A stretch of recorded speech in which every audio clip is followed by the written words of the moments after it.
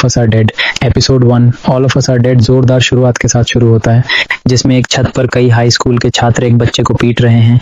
जिनसू, जिन्हें स्कूल के बदमाशों के साथ कुछ परेशानी हुई है, बदमाशों ने उन्हें काली और नीली पीठ मार दी और यहाँ तक कि कुछ हड्डियां तोड़ दी। अचानक खुद को जमीन पर छोड़ने के बाद जिनसू पूरी तरह से हुल्क्स हो जाता है। जैसे ही एड्रेनालाइन ने काबू पाया, मानो उसके मुख्य बदमाश कोई ने सेकंड पहले किक पंच नहीं मारे हों। वह लड़ने की कोशिश करता है, दुर्भाग्यवश वे दूर हो जाते हैं। जिनसू छत से गिर जाते हैं जैसे खलनायक सिर्फ देखते रहते हैं। जो कुछ हुआ उससे वास्तव में चौंकते नहीं हैं। और फिर हम एक अस्पताल में पहुंचते हैं जहां मिस्टर ली, जिनसू के पिता और हाई स्कूल साइंस टीचर, अपने बुरी तरह पीटे पर मरने वाले बेटे की जांच के लिए आते हैं। हर किसी की आश्चर्य की बात है, जिनसू सब कुछ से गुजरने के बावजूद ठीक दिखते हैं। जिनसू सुस्त होने लगता है और अपने ही पिता को काटने की कोशिश करता है क्योंकि वह ज़ॉम्बी रूपांतर को सह लेता है। रूपांतरण, ये जानते हुए कि उसका चेहरा वापस नहीं लाया जा सकता, मिस्टर ली बाइबल उठाकर अपने बेटे को मारते हैं, आशा करते हुए कि उसकी ज़ॉम्बी पहचान समाप्त हो जाए। मिस्टर ली अपने बेटे को सूटकेस में पैक कर दफनाने की योजना बनाते हैं, लेकिन जिनसू के हाथ सूटकेस से निकलकर मस्तिष्क खाने से डर जाते हैं। आगे बढ़ें, परिचय शुरू होता है। चलिए थोड़ा समय आगे बढ़ते हैं क्योंकि हम एक शानदार हाई स्कूल में प्रवेश करते हैं जहां मिस्टर ली काम करते हैं।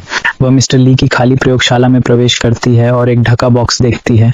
इसे जांचते हुए उसे एक छोटा चूहा मिलता है और वह इसके साथ दोस्ताना रहती है, अपने साथियों के साथ अलग व्यवहार करती है। फिर चूहा अजीब और हिंसक ढंग से लड़की की उंगलियां काटता है।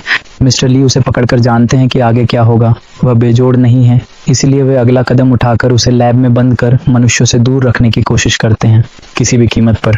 घटित होने के बाद हम मुख्य पात्र चोंग सून और अनजो से मिलते हैं, जो एक अपार्टमेंट में रहते हैं। ऐसा कन्हजो और ग्वांगसू जंगसान के अच्छे दोस्त हैं।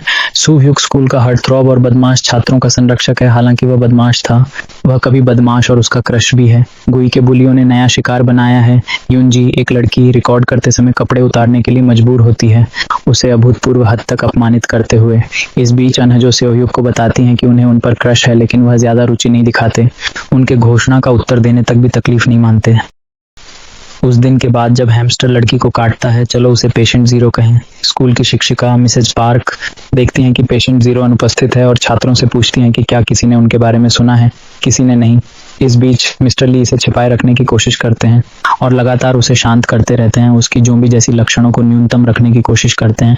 ऐसा होता है कि उसने उसे रोक कर रखने में अधिक सफल नहीं रहा क्योंकि वह जल्दी से भाग जाती है। एक बार जब वह उसकी नज़रों से बाहर गई, वह शिक्षक के कक्षा में पूरी तरह से घायल और गंभीर रूप से बीमार दिख रही थी। पेटेंट जीरो ने समझाया कि श्रीली ने उसे बंद रखा है और वही इसके लिए जिम्मेदार है। फिर छात्र उसे जल्दी से क्लिनिक में ले जाते हैं जहां दूसरी एक लड़की को गंभीर पेट दर्द के लिए देखा जाना था, लेकिन स्पष्ट रूप से वह इस समय मुख्य प्राथमिकता नहीं है। पेटेंट जीरो थकान के लक्षण दिखाने लगता है, जो सभी जानते हैं, और फिर वह नर्स पर हमला करता है इससे पहले कि उसे अस्पताल ले जाया जाए। शिक्षकों ने श्रीली से पेटेंट जीरो के साथ घटना पर चर्चा की। स्कूल में अभी जो अराजकता चल रही है उसका उन्हें पता नहीं है। वह बताते हैं कि उसे क्वारंटाइन करना आवश्यक है, लेकिन स्थानीय पुलिस द्वारा गिरफ्तार कर लिया जाता है। ओह बॉय, ऐसा हो रहा है। नर्स पेटेंट जीरो के समान लक्षण दिखाने लगती है और एक छात्र को पकड़ लेती है, उसका चेहरा चबाती है और तुरंत उसे संक्रमित कर देती है। इसके बाद संक्रमित छात्रों का पूरा परेड आता है जो मनुष्यों पर हमला करने की कोशिश कर रहे हैं क्योंकि वे उनसे दूर रहने की पूरी कोशिश कर रहे हैं। ये पूरी तरह से अराजकता है।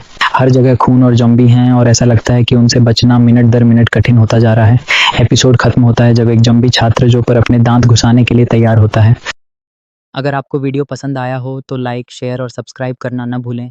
मूवी एक्सप्लिकेट पर एक नई कहानी के साथ अगले वीडियो में फिर मिलेंगे।